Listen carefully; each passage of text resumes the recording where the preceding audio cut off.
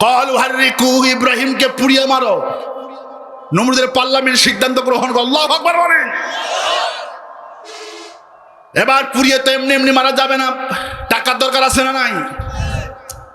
এবার আব্বাস রাদিয়াল্লাহু আনহু বলেন, এত পরিমাণ টাকা পার্লামেন্টে বিল পাস বাজেট করলেন নমরুদ, 50 বছর দেশের লোক খেয়ে খুয়ে বসবাস করতে পারবে এমন টাকা আমার ইব্রাহিমের বিরুদ্ধে পুড়িয়ে ফেলা আইনের জন্য ব্যয় করা হলো। আমার ইব্রাহিমকে ছেড়ে রাখা হয়েছে, সেল পর্যন্ত শেষ, মাত্র 3 হাত জায়গা, কবরের চেয়ে একটু বড়, শুধু একটা লোক কোনো মতো থাকা যায়, সেল। আজকে তাম পৃথিবীর জেলখানায় জালেম কিয়ামত পর্যন্ত সমস্ত জালেমদের চরিত্র এক, কিয়ামত পর্যন্ত সমস্ত মুমিনদের চরিত্র এক। ওরা যেইভাবে আমার ইব্রাহিমকে ছেলে রেখে দিয়েছে নির্যাতন করার জন্য, ফাঁসি হবে 10টা 1 মিনিটে, পুড়িয়ে মারবে। যেদিন ইব্রাহিমকে পুড়িয়ে মারবে, ক্বালু হাররিকুহু, আমার ইব্রাহিমকে পুড়িয়ে মারবো। আল্লাহু আকবার। ইব্রাহিমকে পুড়িয়ে মারার আইন দিন নির্ধারণ হয়ে গেল। তাফসীরে এসেছেন পুড়িয়ে মারার দারুণ কাহিনী। 20 লক্ষ মানুষের স্টেডিয়াম তৈরি করা হলো, 9 কিলোমিটার বেগে আগুন জ্বালানো হলো। এগুলো বাজেট।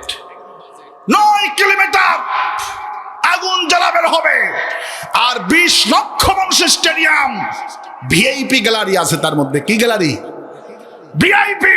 নাস্তিক, মুরতাদ ওয়া কাজ্জাবু বিআয়াতিনা কিজ্জাবা, এই কোরআনকে সম্পূর্ণরূপে নিষিদ্ধ করে এরা হলো দুনিয়ার ভিআইপি। ওয়া কাজ্জাবু বিআয়াতিনা কিজ্জাবা, যারা কোরআনকে অস্বীকার করে, কোরআনের বিরুদ্ধে আইন পাস করে, এরাই হলো দুনিয়ার ভিআইপি। আল্লাহ রাব্বুল আলামিন তিনি বলছেন, আমি মানুষ সৃষ্টি করেছি, খালাকাল ইনসানা আল্লামাহুল বায়ান। মানুষ সৃষ্টি করেছি, শুধু মানুষকে সৃষ্টি করি নাই, আমি আবার তার জোড়াও তৈরি করে দিয়েছি। মানুষ একা একা না, পৃথিবীতে সব জোড়ায় জোড়ায় তৈরি করেছি। উদ্ভিদের মধ্যে জোড়া তৈরি করেছি, প্রাণী জগতের মধ্যে জোড়া তৈরি করেছি। এই দুনিয়ার ভিতরে যা কিছু আছে, উদ্ভিদ হোক আর মানুষ হোক, প্রাণী জগৎ হোক, সবগুলিকে আমি আল্লাহ জোড়া বানাইছি, জোড়ায় জোড়ায় নর এবং নারী সবগুলির মধ্যে করে দিয়েছি। ওয়া মিন আয়াতিহি আন খালাকা লাকুম মিন আনফুসিকুম আজওয়াজান লিতাসকুনু ইলাইহা ওয়া জাআলা বাইনাকুম মাওয়াদ্দাতান ওয়া রাহমা।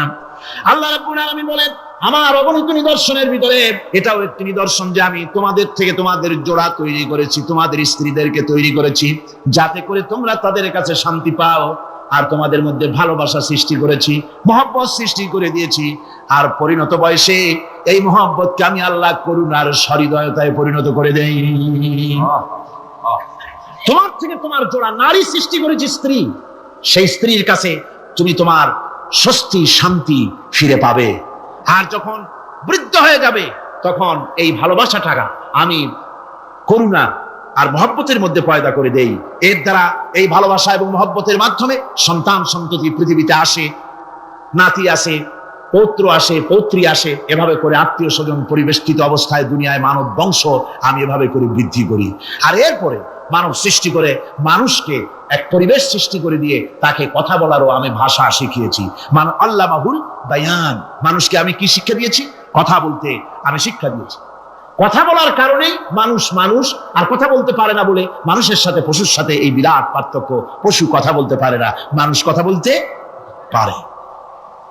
কথা বলা হচ্ছে মানুষের একটা বিশেষ বৈশিষ্ট্য। আরে বায়ান শব্দের অর্থ শুধু কথা নয়, বায়ান শব্দের অর্থ হচ্ছে চেতনা, বুদ্ধি, অনুভূতি, প্রজ্ঞা, মেধা, চিন্তা, বিবেচনা, ইচ্ছা শক্তি, প্রতিরোধ শক্তি, এ সবগুলি বায়ানের ভিতরে সীমাবদ্ধ। যে আমি বায়ান শিক্ষা দিয়েছি, তার মানে এতগুলি জিনিস আমি তোমার মধ্যে আমি সৃষ্টি করে দিয়েছি মানুষের মধ্যে। এরপরে এ বায়ান একটি শিক্ষা। শিক্ষা বলতে বোঝায়, এই শিক্ষাটা আল্লাহ সবাইকে দিয়েছেন। মাছ সাঁতার কাটতে পারবে, পাখি আকাশে উঠতে পারবে। পাখিকে আল্লাহ ওড়ার ক্ষমতা দিয়েছেন। মুরগির বাচ্চা ডিমের থেকে বের করে পানির মধ্যে ছেড়ে দিবেন, ও সাঁতার কাটতে পারবে না। আপনি আমারে কোন মুরগির ডিমের ভিতরে মুরগির বাচ্চা, হাঁসের ডিমের ভিতরে হাঁসের বাচ্চা, সে কি করে বোঝে ডিমের কোন অংশ পাতলা? সেই অংশটা সে অপারেশন শুরু করে দেয়।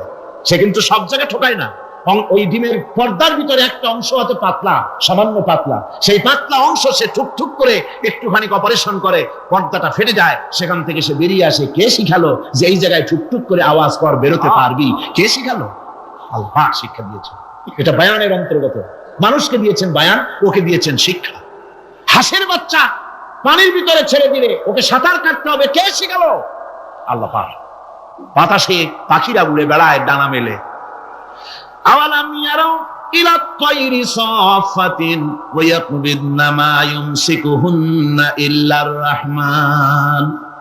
দেখে নাকি তারা পাখিটি কেমন? মেলি দুটি লঘু ডানা উড়িয়া বেড়ায়, শূন্যের পরে নাহি তার কোনো মানা। আবার সে ডানা গুটাইয়া চলে কিন্তু পরে না তবু, বলো কে বা তারে শূন্যে রাখিছে ভিন্ন সে এক প্রভু।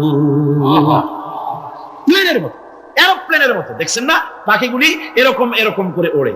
আবার কখনো উঠতে গিয়ে আর ডানা দোলায় না, দুটো ডানা শরীরের সাথে মিশাইয়া একেবারে রকেটের মতো উড়ে চলে যায়, কিন্তু চলে যায় না। কে তাকে শূন্যের উপরে রেখেছে? ধরে কম, কে রেখেছে? এই ট্রেনিং আল্লাহ পাক তাকে দিয়েছেন। আল্লাহ পাক তাকে এই শিক্ষা দিয়েছেন। এই শিক্ষা, পানিতে সাঁতার কাটবে মাছ, বায়ুতে ভেসে বেড়াবে পাখি, তারপরে মানুষের চোখের পলক পড়বে, পাকস্থলী হজম করবে, এসব শিক্ষা আল্লাহই দিয়েছেন। প্রত্যেকটা জিনিসকে সৃষ্টি করেছেন, আর তার কাজটাও কিভাবে হবে তা আল্লাহ পাক শিখিয়ে দিয়েছেন। এই জন্য শুধুমাত্র এই শিক্ষাটুকুনি নয়, মূল শিক্ষা হচ্ছে আল্লামাহুল বায়ান।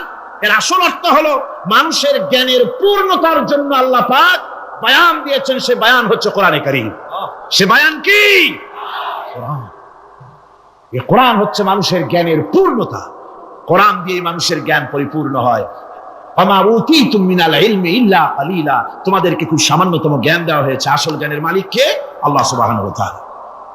আল্লাহ রাব্বুল আলামিন বলেন, আশ-শামসু ওয়াল কমারু বিহুসবানি ওয়ান নাজমু ওয়াশ-শাজারু ইয়াসজুদান। সূর্য এবং চন্দ্র একটা বিরাট একটা হিসাবের অনুসরণে বাধ্য। সূর্য আর চন্দ্র একটা হিসাবের অনুসরণে বাধ্য, এর ব্যতিক্রম হওয়ার কোনো উপায় নাই। সূর্য এবং চন্দ্র তার আপন আপন কক্ষপথে ঘুরবে, ইচ্ছে মাফিক সূর্য চন্দ্র ঘুরতে পারবে না। রাত 12টার সময় সূর্য এসে বলতে পারবে না, বেটা রাত আমি এখন উদিত হব, পারবে? পারবে না।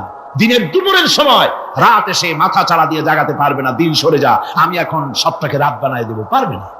চন্দ্র এবং সূর্য একটা নির্ধারিত একটা হিসাবের অনুসরণে তারা রয়েছে, আর এই হিসাবের নিয়ম, কঠোর হিসাবের নিয়মতান্ত্রিকতার ভেতরে থাকার কারণেই মানুষের জন্য চন্দ্র, মাস, বছর ইত্যাদি গণনা মানুষের জন্য আল্লাহ সহজ করে দিয়েছেন। আল্লাহ পাকের নবীর কাছে জিজ্ঞাসা করা হচ্ছে, ওয়ায়াসআলুনাকা আনিল আহিল্লা।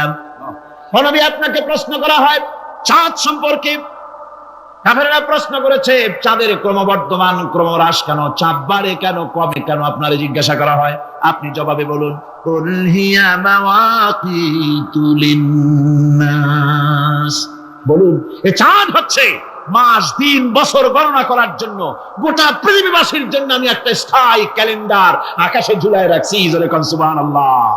বিনা পয়সার ক্যালেন্ডার কে ঝুলায় রাখছেন? আল্লাহ সুবহানাহু ওয়া তাআলা। তিনি ঝুলিয়ে রেখেছেন এই ক্যালেন্ডারকে। আর এই চন্দ্র সূর্য নিজের ইচ্ছা মাফিক চলতে পারে না। আল্লাহ পাক কোরআনে কারিমে বলেছেন, আফা গায়রা দীনিল্লাহি ইয়াবগুন ওয়া লাহু আসলামা মান ফিস সামাওয়াতি ওয়াল আরদি তাওআন ওয়া কারহা। তোমরা কি আমার দেওয়া জীবন ব্যবস্থা ছেড়ে দিয়ে মানুষের তৈরি করা, অন্যের তৈরি করা মতবাদ গ্রহণ করতে চাও? ওয়ালাহু আসলামা মান ফিস সামাওয়াতি ওয়াল আরদ। অথচ আকাশে যা কিছু আছে, জমিনে যা কিছু আছে, সব আমার কি করছে? আমার হুকুম মেনে, আমার আনুগত্য করে তারা চলছে। আনুগত্যের সামনে মস্তক অবনত করে দিয়েছে। তাই তো আমরা দেখতে পাই তাল গাছে কোনোদিন বেল হয় না। হয়? চট্টগ্রামে হয় বোধহয়। তাল গাছে বেল হয়, নারকেল গাছে আম হয়, নিম গাছে লিচু হয়? হয় না। আল্লাহর সুন্নতের ভিতরে কোনো পরিবর্তন পাওয়া যাবে না। দেখুন, বঙ্গোপসাগরের পানি মিষ্টি না নোনা? সবাই বলুন, মিষ্টি না নোনা? বঙ্গোপসাগরের নোনা পানি জোয়ারের টানে এই বঙ্গোপসাগরের নোনা পানিগুলি পদ্মা মেঘনা যমুনার ভিতরে প্রবেশ করে মিষ্টি পানির ভিতরে, আবার ভাটির টানে পদ্মা মেঘনা যমুনার পানিগুলি, মিষ্টি পানিগুলি নোনা পানির মধ্যে গিয়া ঢোকে।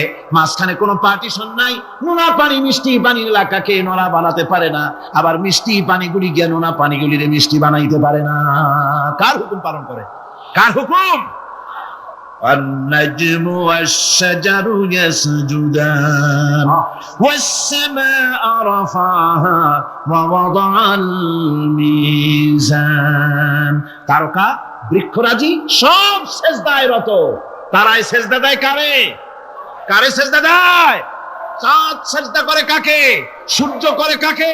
গাছপালা করে কারে? আল্লাহ পাককে সেজদা করে সবাই।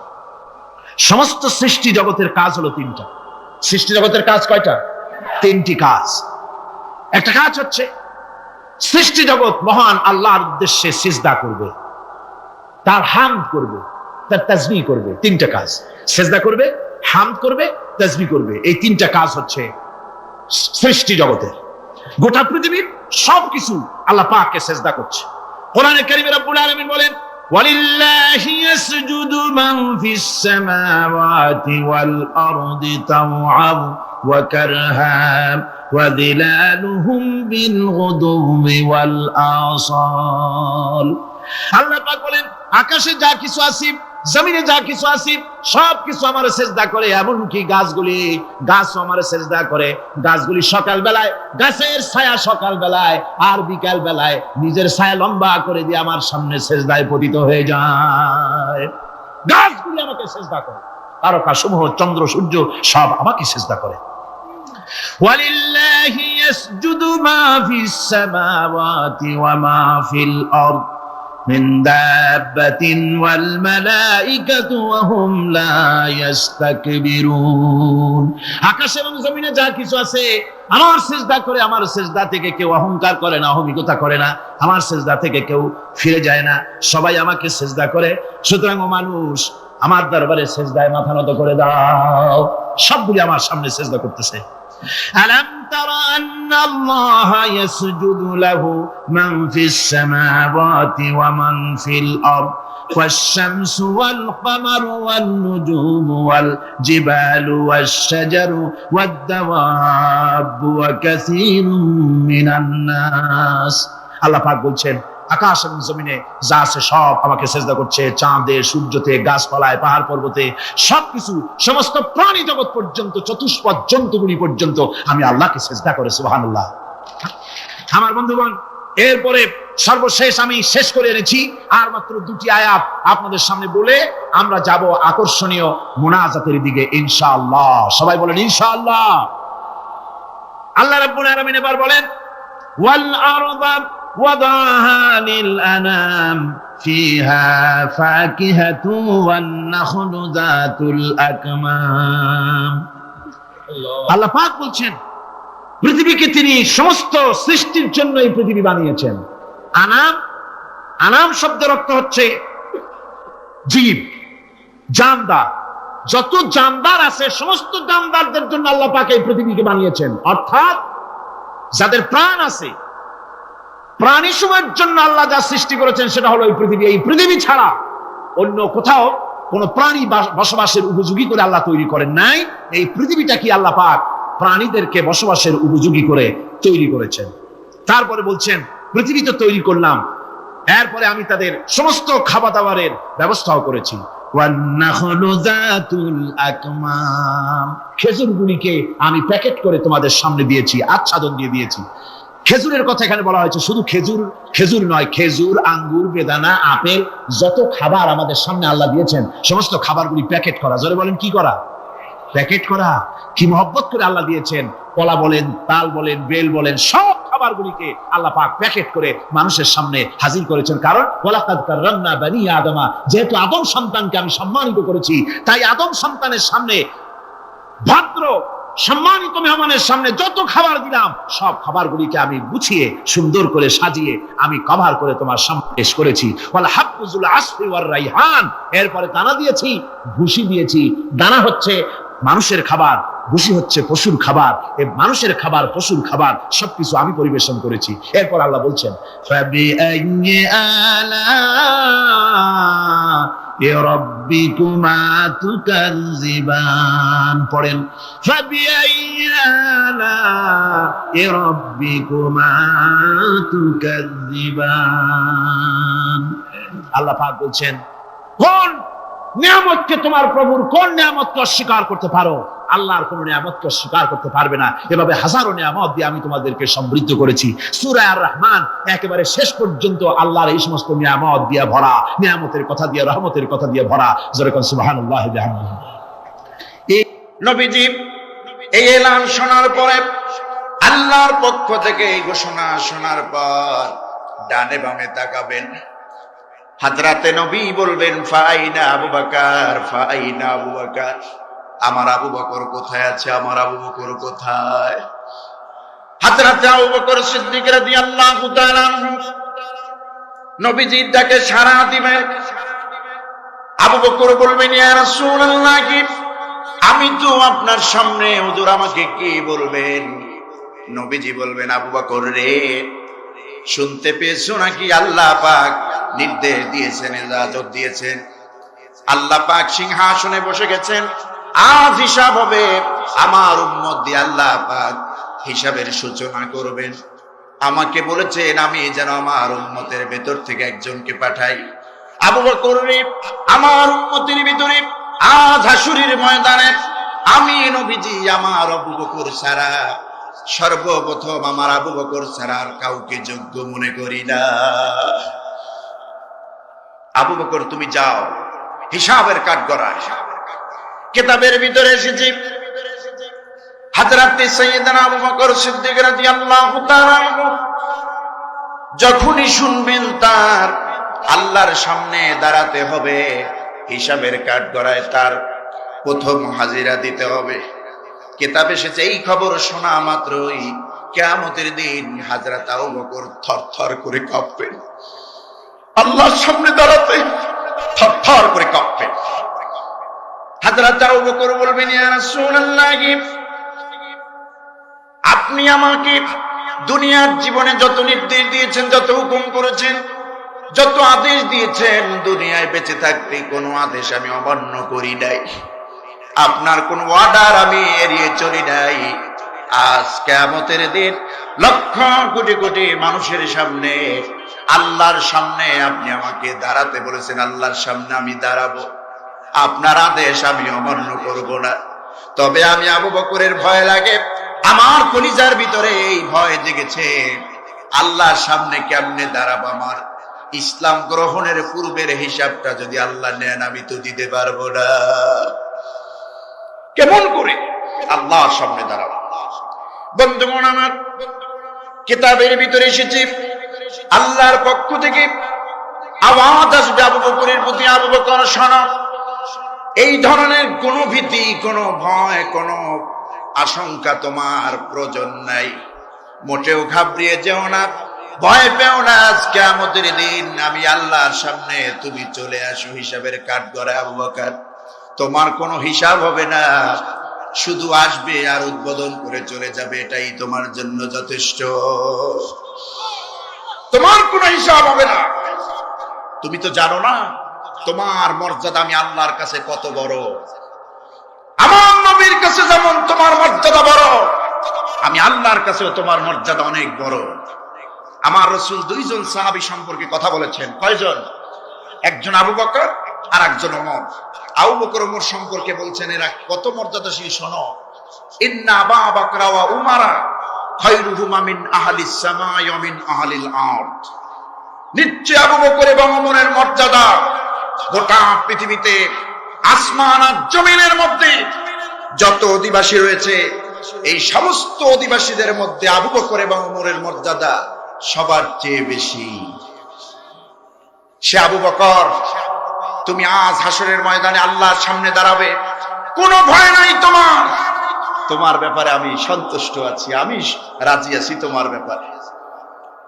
জজ যদি আসামিকে বলে তোমার চিন্তার প্রয়োজন নাই, তোমার ফাঁসি হবে না, তোমার শাস্তি হবে না, আমি জজ তোমার পাশে আছি, আমি জজ তোমার পক্ষে রায় দেব। আসামির আর কোনো দুর্বলতা আছে?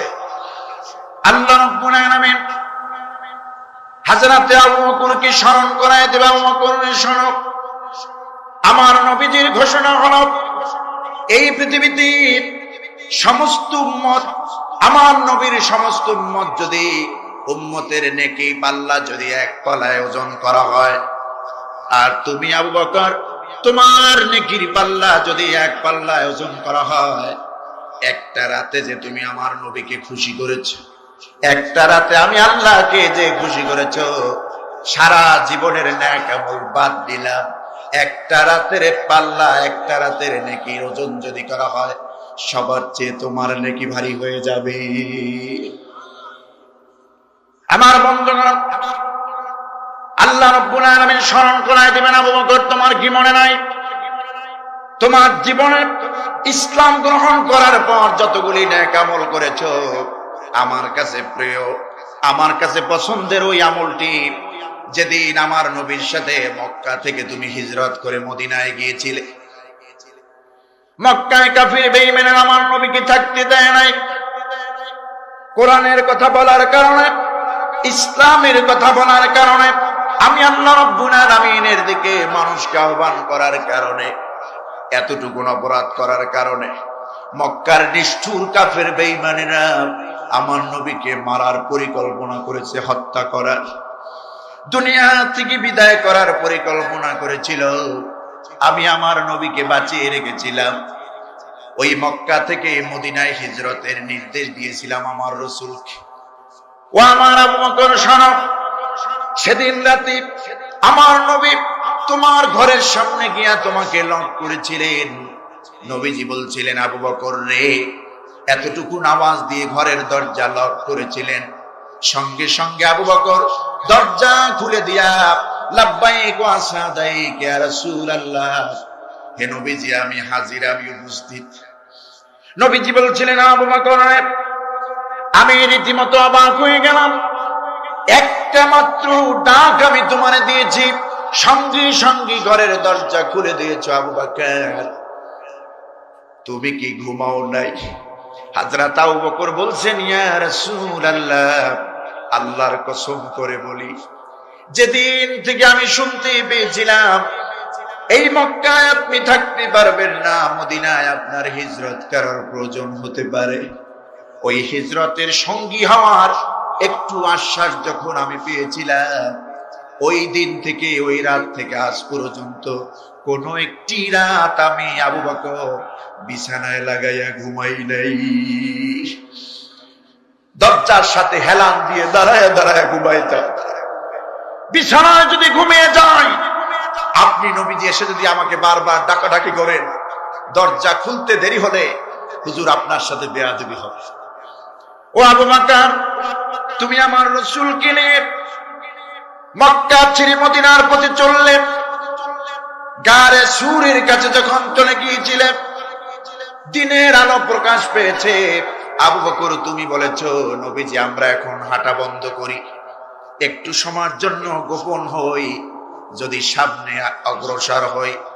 দিনের আলো প্রকাশ পেয়েছে, সূর্য উঠে গিয়েছে, কাফেরেরা আপনাকে খুঁজতেছে, আমরা ধরা পড়ে যাবো, একটু আশ্রয় নেই গোপন জায়গায়। গারে সুরের মধ্যে, জাবালে সুরের মধ্যে কমপক্ষে 3টা দিন অবস্থান করেছিলে আবু বকর তুমি আমার রাসূলকে নিয়া। আমার রাসূল তোমার উপরে মাথা রেখে বিশ্রামে গিয়েছিলেন, তুমি ভয় পেয়েছিলে, গুহাটা তো গভীর, তোমার চোখ দিয়া পানি ঝরেছিল, তুমি ভয় পেয়েছিলে এই গুহার মধ্যে না জানি ধরা পড়ে যায় কিনা। কাফেরেরা গুহার মুখ দিয়া হাঁটা যাওয়া করে, আসা যাওয়া করে, না জানি ধরা পড়ে যায় কিনা। আবু বকর তুমি বলেছিলে আমার রাসূলকে, ইয়া রাসূলুল্লাহ, কাফেরদের ভয়, এমন একটি গুহার ভিতরে আমরা আশ্রয় নিয়েছি, এই গুহাটা এতই গভীর, শুইলে পরে হাঁটু দেখা যায়, বসলে পরে মাথা দেখা যায়, আমরা বুঝি ধরা পড়ে যাব, ওই কাফেরদের হাঁটু দেখা যায়। আবু বকর তুমি জানো না, তোমাকে সান্ত্বনা দেওয়ার জন্য আমি আল্লাহ পাক আমার রসুলের উপরে গারে সুরের মধ্যে কোরআনের আয়াত নাজিল করেছি। আমি সাথে সাথে আয়াত নাজিল করে আমার রসুলকে বলে দিয়েছো, আমার রসুল, হে আমার হাবিব, আপনি আপনার সাথীকে গুহার মধ্যে খবর পৌঁছায়া দেন, আপনার সাথীকে সাহস দিয়ে দেন, আপনার সাথী আবু বকরকে জানায়া দেন, লা তাহজান ইন্নাল্লাহা মা'ানা। ও আমার সাথী আবু বকর, ভয় পেও না, শঙ্কিত হয়ো না। এই গুহার মধ্যে আমরা দুইজন নই, তুমি আবু বকর আর আমি নবী নই, এই গুহার মধ্যে আরো একজন আছে। তিনি কে? চিৎকার মেরে সবাই বলুন, তিনি কে? সে আল্লাহ আজও আছেন তো? কাদের কাদের বিশ্বাস হয় হাত উঁচু করে দেখা। সে আল্লাহ আছেন তো? আল্লাহ কবুল করুন, বলেন আমিন। সে আল্লাহর উপরই আমরা ভরসা করে রইলাম, ঠিক কিনা? আল্লাহ পাক বলবেন, নবী হে, আবু বকরকে বলবেন, আবু বকর তোমার তো হিসাব হবে না, শুধু ফরমালিটি উদ্বোধন করে চলে যাবে, সরাসরি জান্নাত। ফেরেশতাদেরকে অর্ডার দেওয়া হবে, ও আমার ফেরেশতারা, আমার আবু বকরকে জান্নাতে উচ্চ মাকামে পৌঁছে দাও। মাকামুস সানি, দ্বিতীয় স্তরে। আল্লাহ পাক বলবেন, নবী এবার কারে পাঠাবেন? আপনি আমার হিসাবের কাঠগড়ায় পাঠান। আল্লাহ পাকের নবী হযরত ওমরকে বলবেন, ওমর তুমি যাও আল্লাহর হিসাবের কাঠগড়ায়। হযরত ওমর রাদিয়াল্লাহু তাআলা আনহুর নাম বলার কারণে সঙ্গে সঙ্গে আল্লাহ রাব্বুল আলামিনের তরফ থেকে আওয়াজ আসবে, নবী হে, এবার আপনি কারে পাঠালেন? নবীজি বলবেন, আল্লাহ আমি ওমরকে পাঠাচ্ছি। আল্লাহ পাক বলবেন, না নবী, ওমরকে পাঠানোর কোনো প্রয়োজন নাই, কারণ ওমরের কোনো হিসাব হবে না, ওমর তো ইসলামের মেহমান। আপনি তো ওমরকে আমার থেকে চেয়ে নিয়েছিলেন। কোরআন নাজিলের পর যখন মক্কায় দ্বীনের দাওয়াত দিয়েছিলেন, কাফেরদের তোড়জোড় অপশক্তি আপনাকে গ্রাস করে ফেলেছিল। আপনি ওই মক্কায় দেখতে পেয়েছিলেন আবু জাহালের শক্তি বেশি, ওমর ইবনুল খাত্তাবের শক্তি বেশি। আপনি আমার কাছে চেয়েছিলেন, রব্বুল আলামিন এই মক্কায় দিন কায়েমের জন্য এই দুইজন শক্তিশালী শক্তিধর ব্যক্তি থেকে একজনকে ইসলামের খাদেম হিসেবে চায়। আমি আল্লাহ পাক আবু জাহিলকে কবুল করি নাই, আমি কবুল করেছিলাম ওমর ইবনুল খাত্তাব রাদিয়াল্লাহু তাআলা আনহু। গত পরশুদিন ঢাকাতে জুমার খুতবায় বলেছিলাম, সূরা আলে ইমরান থেকে, ওয়ালাকাদ নাসারাকুমুল্লাহু বিবাদরিন, বদরের ময়দানে আল্লাহ পাক অবশ্যই তোমাদেরকে যে সহযোগিতা করেছিলেন এর ব্যাখ্যায় বুখারী শরীফের কিতাবুল মাগাজি থেকে হাদিসের ব্যাখ্যা করছিলাম। আবু জাহাল এত বড় কাট্টা কাফির, ওরে শেষ করতে বড় ধরনের কোন সাহাবীর প্রয়োজন হয় নাই। মাত্র দুইজন কিশোর, মুআজ এবং মুআওয়াজ, হযরত আব্দুর রহমান ইবনে আউফের ভাতিজা, এই দুইজনে আর কল্লা ধরে দুনিয়া থেকে বিদায় করে দিয়েছে। কি বলেন, ঠিক কিনা? গোটা পৃথিবীতে এমন অবস্থা আসবে, কোন সিপাহ সালার দিয়ে নাস্তিক বেঈমানকে শায়েস্ত করা লাগবে না, সিপাহ সালারের উত্তরসূরিরা বাচ্চারা ওদেরকে শেষ করে দিবে। কি বলেন, ঠিক কিনা? সম্মানিত ভাইয়েরা, আল্লাহ পাকের পক্ষ থেকে আওয়াজ আসবে ওমরকে। ওমরের তো কোনো হিসাব হবে না, ওমর তো ইসলামের মেহমান। ওমর তো ইসলামের মেহমান, মেহমানের আবার হিসাব হয় নাকি? আপনারা বলেন, যতদূর পারে ততদূরই তো খাওয়ান। আপনার বাড়ি যদি মেহমান আসে হিসাব করে খাওয়ান নাকি? না, বেয়াই আরেকটু নেন, আরেকটু নেন, সমানে নিতেই বলে। ওই যে আমাদের ঝালকাঠিতে আমি ছাত্র জীবনে যেখানে পড়াশোনা করেছি এবং ইমামতি করাইছি একটা বাজারের মসজিদে, তো সেখানকার একটা লোকের খুব কষ্ট মনে আমাকে বললেন, হুজুর মেহমানদারি করাইলো যে আমার বেয়াই কষ্ট পায়, আমার একটা খুব দুঃখ। আমি বললাম, কি দুঃখ? কয়, বহুত দিন ধরে, আমার 1-1.5 বছর ধরে আমার বেয়াই আমার বাড়িতে আসেন না।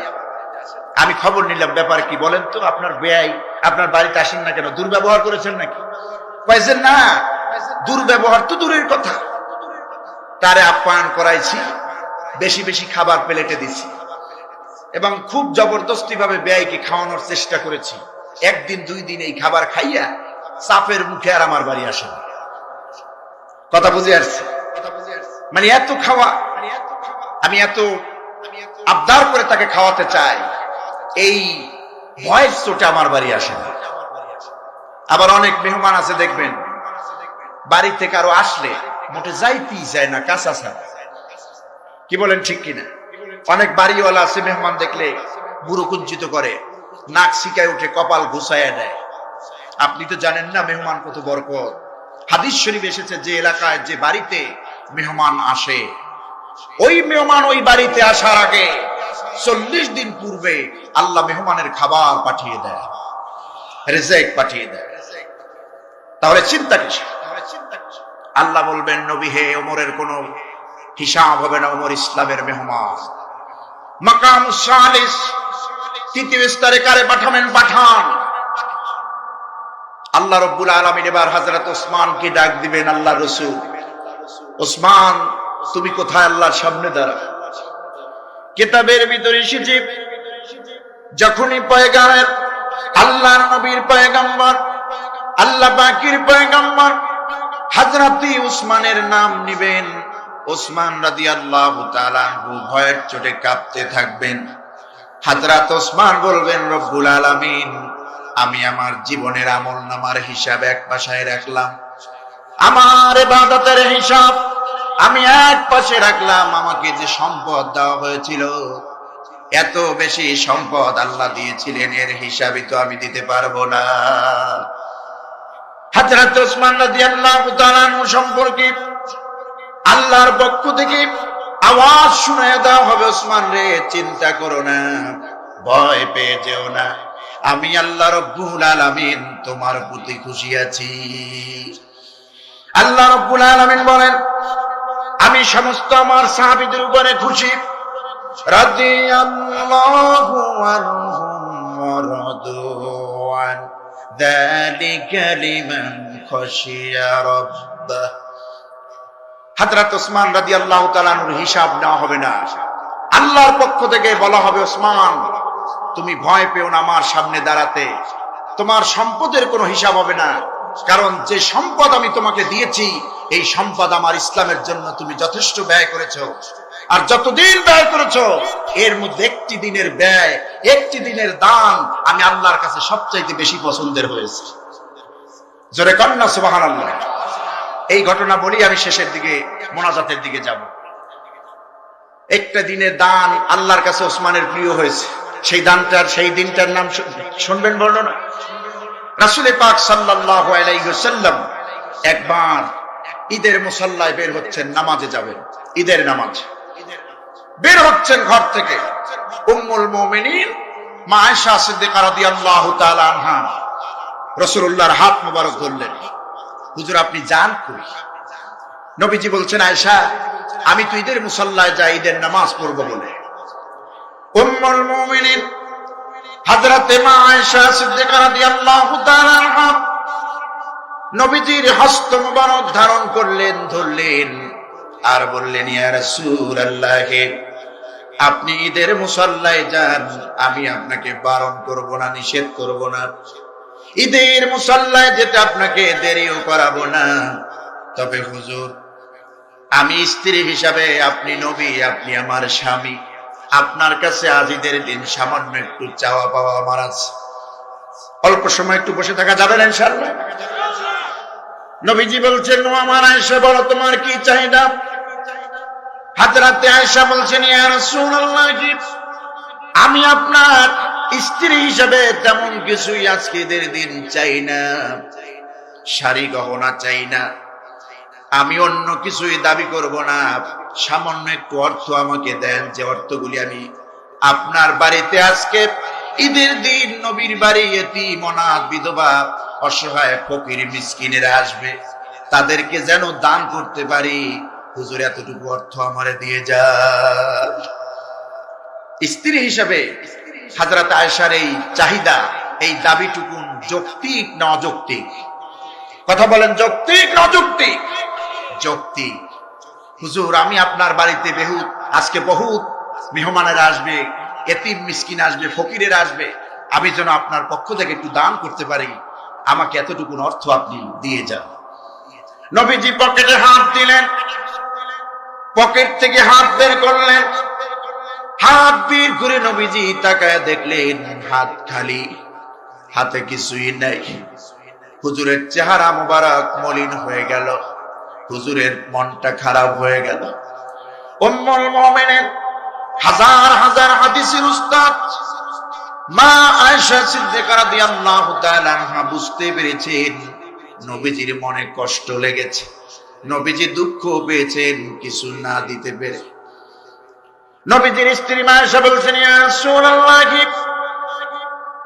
খবরদার আমার ব্যাপারে আপনি মোটেও গোসা করবেন না, আমাকে অর্থ দিতে পারেন নাই দান করার জন্য, এজন্য কষ্ট নেবেন না মনে। আল্লাহর হস্তে আমারে মাফ করে দিবেন, আমি আপনার কাছে কিছুই চাই না, লাগবে না আমার সম্পদ, লাগবে না আমার দান করার কোন অর্থ। হুজুর, এই পৃথিবীতে আপনার চাঁদ মাখা নুরানি হাসজ্জ্বল চেহারাটুকুনি আমার বড় সম্পদ। হাদিস শরীফ এসেছে, হুজুর যখন হাসতেন, হুজুর যখন হাসতেন, দাঁতগুলি, দাঁত মোবারক যখন বেরিয়ে আসতো, মনে হচ্ছে মণিমুক্ত চমকাচ্ছে। হুজুরের হাতের ঘাম দিয়ে গোলাপ ফুল সৌরভ গ্রহণ করেছে, হুজুরের পায়ের ঘাম দিয়ে বেলি ফুল সৌরভ গ্রহণ করেছে। হুজুরের শরীর থেকে নির্গত ঘামগুলি যখন জমিনে পড়তো, তিনমুখী রাস্তা, সাহাবায়ে কেরাম বুঝতে পারতেন না রাসূলুল্লাহ কোন রাস্তা দিয়ে গেছেন। হযরত আনাস বলছেন, আল্লাহে কদ খাদামতু রাসূলুল্লাহ 10 সিনিন, আল্লাহর কসম আমি আনাস রাসূলুল্লাহর 10টা বছর খেদমত করেছি। কি চরিত্র, কি ব্যবহার, কি ঘ্রাণ তার শরীরের ঘাম থেকে আমি দেখেছি। হযরত আনাস বলছেন, সাহাবীরা যখন রাসূলকে খুঁজতেন, কোন রাস্তা দিয়ে গেছেন বুঝতে পারতেন না, তিনমুখী রাস্তা। সাহাবায়ে কেরাম তখন নাকগুলি মাটির সাথে মিলাইয়া দিতেন। যেই রাস্তা দিয়ে মেশক আম্বরের ঘ্রাণ পেত, সাহাবায়ে কেরাম বুঝতে পারতেন এই রাস্তা দিয়ে নবীজি গিয়েছেন। উম্মুল মুমিনিন চোখের পানি ছেড়ে দিয়ে বলছেন, ইয়া রাসূলুল্লাহ, আমার সম্পদ লাগবে না, আজকে ঈদের দিন আপনার সুন্দর হাসি মাখা মুখখানায় আমার জন্য বড় হাদিয়া। আয়েশা সিদ্দিকা রাদিয়াল্লাহু তাআলা আনহা কি নবীর উপরে বেশি আবদার করছেন, অযৌক্তিক দাবি করেছেন? না, কিন্তু দেখা যায় আমাদের সমাজে স্ত্রীরা অনৈতিক অযৌক্তিক দাবি করে বসে, ঠিক কিনা? স্বামী বেচারা বেতন পায় 30,000, রমজান মাসে ঈদের দিনে ঈদের জন্য বোনাস হলো 15,000, সবে মিলে 45,000 টাকা পেল। স্ত্রী যে ঈদের ফরদ দেয়, লিস্ট দেয়, আমার মা বোনেরা শুনুন, খেয়াল করে শুনুন, যে লিস্ট দেয়, স্বামী বেচারা তাকায় দেখে স্ত্রীর চাহিদা পূরণ করতেই তো এই 45,000 টাকায় পারবো না। স্বামী বাধ্য হয়ে বাম হাতে অসৎ পথের টাকা গ্রহণ করতে বাধ্য হয়। কি বলেন, ঠিক কিনা? অবশ্য আপনাদের এই ময়মনসিংহে মনে হয় এরকম স্ত্রী নাই, স্বামীর অবাধ্য, স্বামীর অবাধ্য। শুনে রাখুন মা বোনেরা, আপনার স্বামীর পায়ের নিচে স্ত্রীর বেহেশত এরকম বর্ণনা নাই, কিন্তু স্বামীর সন্তুষ্টির মধ্যে আল্লাহর জান্নাত হাদিসে এসেছে। আল্লাহর নবী বলেছেন, আইয়ুমা ইমরাতু মাতাত, কোন স্ত্রী যদি মারা যায়, কোন নারী যদি মারা যায়, ওয়া যাওজুহা আনহা রাদিন, আর তার স্বামী যদি দুনিয়ায় বেঁচে থাকে, নবীজি বলেছেন স্বামী যদি দুনিয়ায় বেঁচে থাকে, স্ত্রী যদি মারা যান, ওই স্বামী যদি স্ত্রীর উপরে সন্তুষ্ট থাকে, নবীজি বলেছেন দাখালাতিল জান্নাহ, ওই নারী আল্লাহর জান্নাতে প্রবেশ করবে। আমি আমার মায়ের জীবনে দেখেছি, আমার মা, নিশ্চয়ই আপনারা সারসিনার নাম শুনেছেন, শুনেছেন না? বাংলাদেশের এক হক্কানি অলির দরবার, সেই সারসিনা মরহুম পীর সাহেব হুজুরের একজন খলিফা ছিলেন আমার নানা, দক্ষিণবঙ্গের গ্যান্ডামারা মরহুম সুফি সাহেব হুজুর, ওনার মেয়ে আমার মা খাদিজা, খাদিজা বিনত আব্দুল মান্নান, আল্লাহর ওলির মেয়ে। আমি আমার মাকে দেখেছি, জীবনে কোনোদিন আমার আব্বার কাছে অনৈতিক কোনো কিছু দাবি করেন নাই। আমরা 9টা ভাই বোন ছিলাম। আমার আব্বার একার ইনকাম দিয়ে সংসার চলতো, খুব বার্ডেন ছিল, কষ্টকর ছিল। 4টা 5টা ভাই একসাথে মাদ্রাসায় পড়াশোনা করেছি, খরচ দিতে কত কষ্ট। আমি আমার মাকে দেখেছি, মায়ের শাড়ির মধ্যে, পরনের শাড়ির মধ্যে অন্তত 5 থেকে 7টা জায়গায় সেরা ছিল, সেলাই করেছে।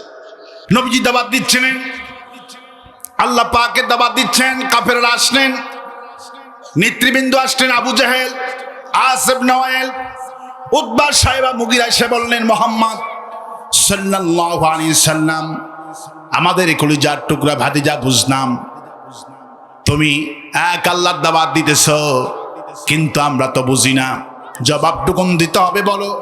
বুঝলাম তোমার আল্লাহ আমাদের কি বানিয়েছে, কিন্তু পরিষ্কার করে বলো আল্লাহকে কে বানিয়েছে। নাউজুবিল্লাহ বলে। এই প্রশ্ন সহজ না কঠিন? ওয়ামা ইয়ানতিকু আনিল হাওয়া ইন হুয়া ইল্লা ওয়াহিয়ু ইউহা। আমার নবী ওয়ামা ইয়ানতিকু আনিল হাওয়া, কোন মন গড়া কথা বলেন না যতক্ষণ না আমার আল্লাহ ওহী করে না জানায়। সুবহানাল্লাহ। আল্লাহকে কে বানিয়েছেন প্রশ্নটা শুনছেন কে? সামিউল বাসির, সব কিছু দেখেন এবং শোনেন, তার নাম কি?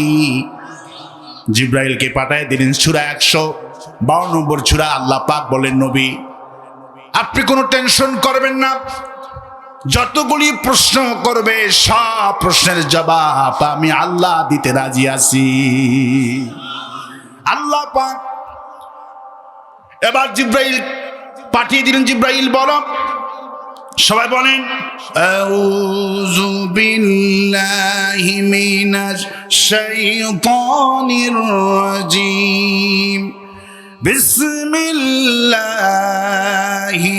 রহমানির রহিম, কুল হুয়াল্লাহু আহাদ, আল্লাহুস সামাদ, লাম ইয়ালিদ ওয়ালাম ইউলাদ ওয়ালাম ইয়াকুল লাহু কুফুয়ান আহাদ। সুবহানাল্লাহ।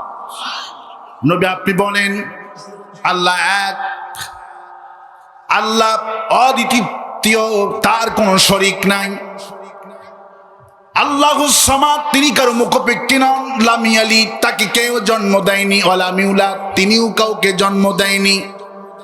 ওয়ালাম ইয়াকুল লাহু কুফুয়ান আহাদ, আকাশ আর জমিনে আল্লাহর সমকক্ষ কেউ নাই। আল্লাহর সমকক্ষ কেউ আছে? আল্লাহ নাম কি? আল্লাহ পাক বলেন, আমার পরিচয় শোনো, আরো আমার অনেক পরিচয় আছে। আল্লাহু লা ইলাহা ইল্লা হুয়াল হাইয়ুল কাইয়ুম। সব মুসলমান পড়েন, আল্লাহু লা ইলাহা ইল্লা হুয়াল হাইয়ুল কাইয়ুম। আমি এমন আল্লাহ, আমি চিরঞ্জীব, আমি চিরস্থায়ী। আর দুনিয়ায় যারা আছে এগুলি সব হলো ক্ষণস্থায়ী। এই ক্ষণস্থায়ী মানুষের পেছনে থেকে কোনো লাভ হবে না। এরা যাচ্ছে কার নাই, এদের ক্ষমতা যতদিন, এদের মাতব্বরি ততদিন। বিশ্বের দিকে তাকাও না কেন, লিবিয়ার প্রেসিডেন্ট গাদ্দাফি 41 বছর ক্ষমতায় ছিল, 42 বছর পতন হয়েছে কি হয় নাই?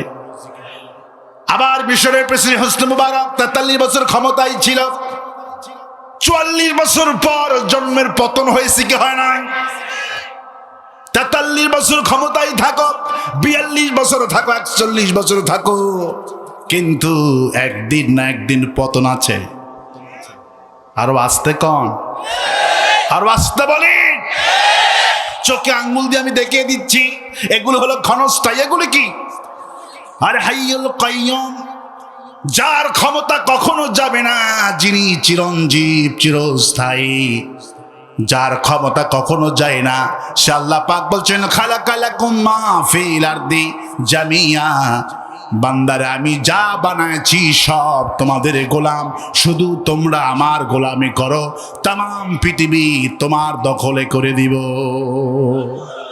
যা বানিয়েছি, সূর্যকে যদি প্রশ্ন করতেন আর যদি শুনতে পারতেন, ও সূর্য তোমাকে কার জন্য বানানো হয়েছে, 13 লক্ষ গুণ বড় পৃথিবীর চাইতে যে সূর্য, সেই সূর্য বলতো আমি মানুষের জন্য তৈরি হয়েছি। কোন সুবহানাল্লাহ। এই যে চাঁদ কার জন্য বানানো হয়েছে, এই জমিন কার জন্য বানানো হয়েছে, খালাকালাকুম মা ফিল আরদি জামিয়া, যা বানিয়েছি সব তোমাদের জন্য। সূর্যের পূজা করো না, ওই চাঁদের পূজা করো না, কোন পীরের পূজা করো না। পূজা করতে হবে কার? গোলামি করতে হবে কার?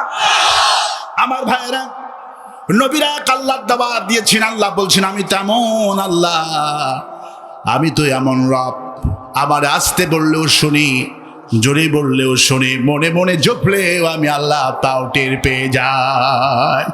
কোন বান্দা যদি আমাকে একবার বলে আল্লাহ, কয়বার? একবার ডাকে আল্লাহ, আমি আরশাজিম থেকে ওই বান্দাকে 70 বার সম্বোধন করে বলি, বান্দারে ডাকুসকে, কি বলতে চাও বলো, আমি আল্লাহ হাজির হয়ে আছি। হয়তো বলবে আল্লাহ তো অনেক উপরে আছেন, আরশে আছেন, কোথায় আছেন? আরশ, সে কোথায়? আর রহমানু আলাল আরশি ইস্তাওয়া, সুবহানাল্লাহ বলে। আল্লাহ আরশে সীমাসীন, সুবহানাল্লাহ বলবেন না? আরশ সম্পর্কে নবী করিম সাল্লাল্লাহু আলাইহি ওয়াসাল্লাম বলছেন, আল্লাহ পাক আমাকে আরশ নিজে তার আরশে আজিমে আমাকে নিয়েছেন, সুবহানাল্লাহ। নবী করিম সাল্লাল্লাহু আলাইহি ওয়াসাল্লাম আরশ সম্পর্কে বলেন যে আমি আরশ সম্পর্কে কি বলবো? আল্লাহ পাক আরশটা পুরাটাই নূর, আর সামান্যটুকুন আরশ থেকে নূর নিয়ে আল্লাহ পাক এই সূর্য বানিয়েছেন, যে সূর্য পৃথিবীর চাইতে 13 লক্ষ গুণ বড়। নবী করিম সাল্লাল্লাহু আলাইহি ওয়াসাল্লাম বলে আমি আল্লাহকে দেখলাম, আরশের দিকে আল্লাহ পাক দৈনিক 360 বার আল্লাহ নিজে আরশের দিকে তাকান, সুবহানাল্লাহ। আরশের নিচে আল্লাহর করছি লৌহ কলম, তারপরে সিদরাতুল মুনতাহা, সিদরাতুল মুনতাহার ডান পাশে জান্নাতুল ফেরদাউস, সুবহানাল্লাহ। সেই যে কত দূর আরশ, তার কোন হিসাবে মিলাতে পারবেন না। শুধু আল্লাহর কদমটা রাখতেই আকাশ আর জমিন সব শেষ হয়ে যায়, সুবহানাল্লাহ। আমার ভাইয়েরা, আমরা বললাম আল্লাহ তুমি অনেক উপরে আছো, ডাকলে শুনবা কেমন? আল্লাহ জবাব দিচ্ছেন, ওয়া নাহানু আকরাবু ইলাইহি মিন হাবিলিল ওয়ারিদ। বান্দারে আমি অনেক উপরে আছি, কথা মনে করো না।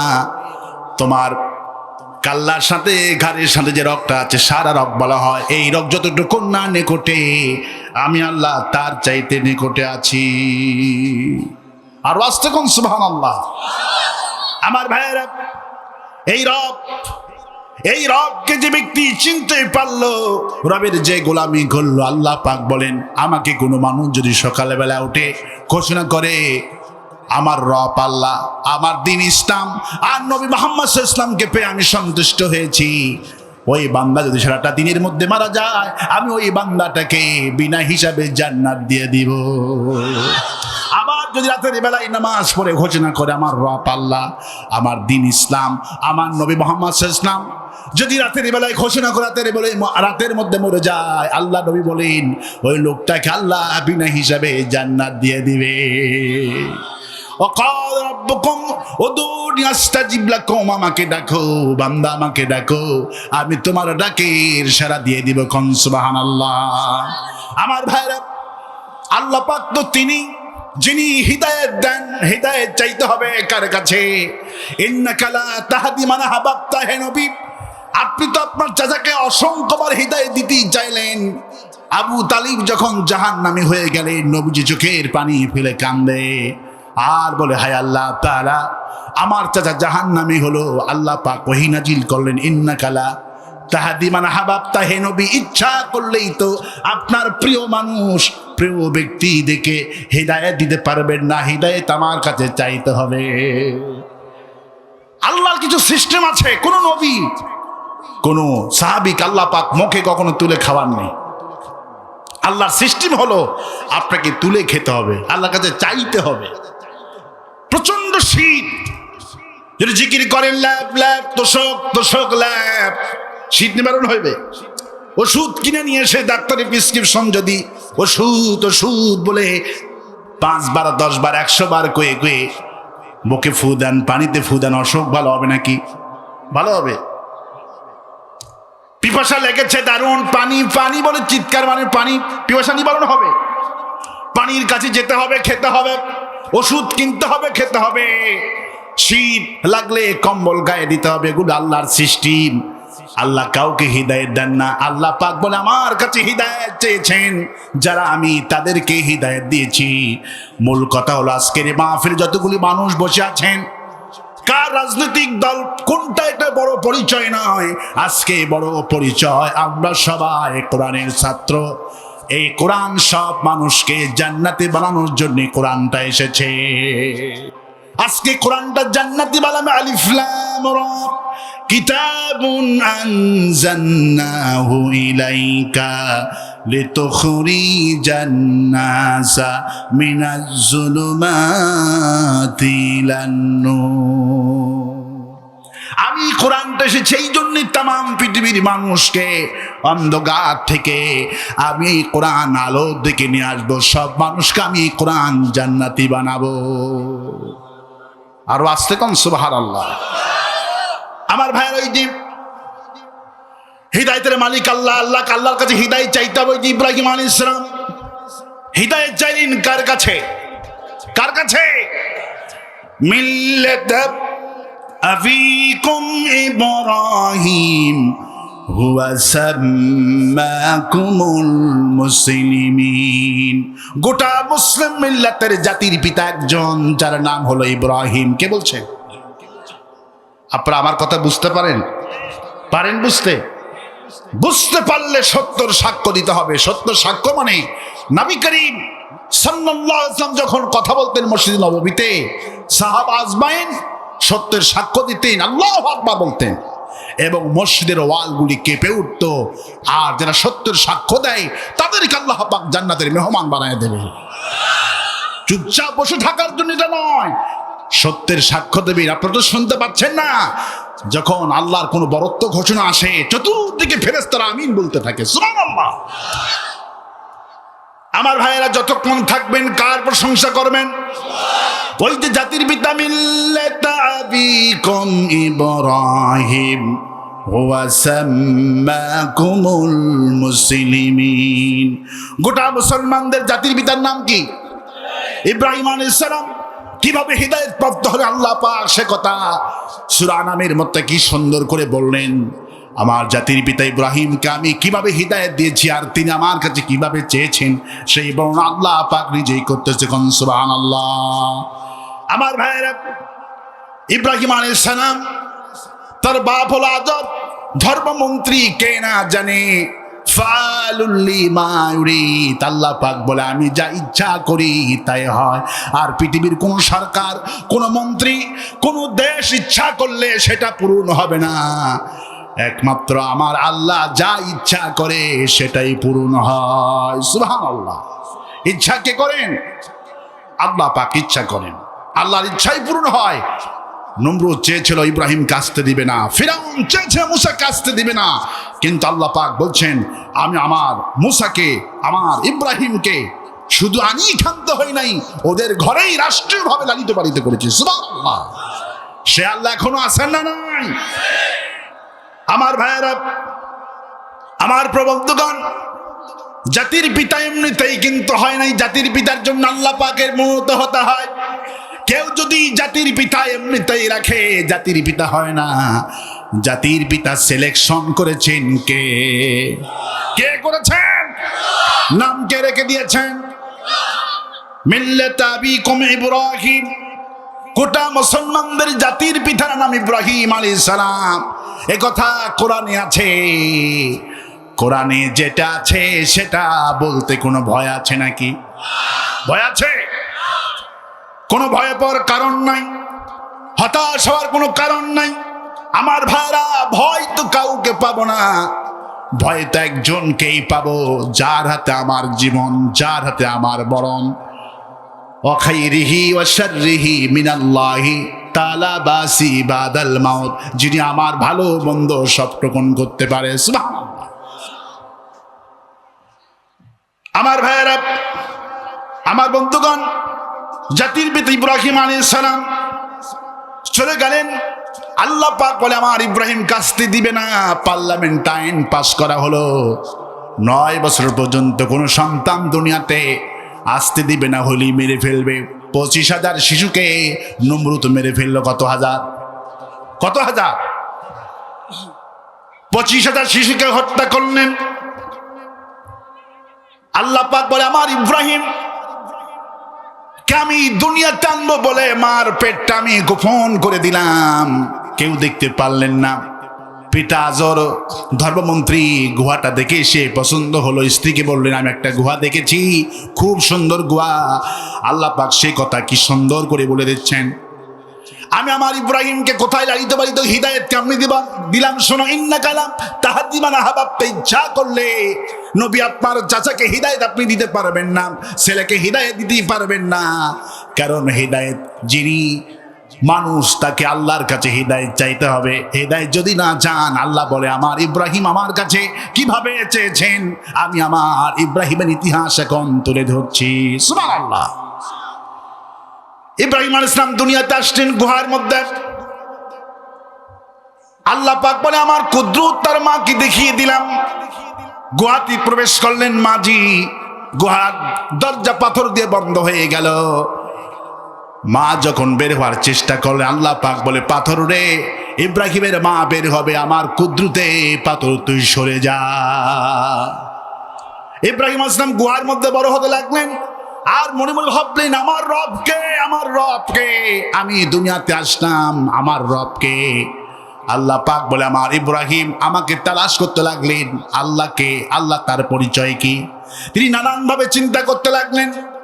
চিন্তা করতে করতে মাগরিব হয়ে গেল, সূর্য ডুবে গেল। মাগরিবের পশ্চিম দিগন্তে একটা তারকা উদিত হলো। আল্লাহ পাক বলে আমার ইব্রাহিম তারকা দেখেই ঘোষণা করলেন ফালাম্মা জান্না আলাইহিল লাইলু রা কাওকাবান قال هذا ربي فلما أفلا قال لا أحب الآفلين।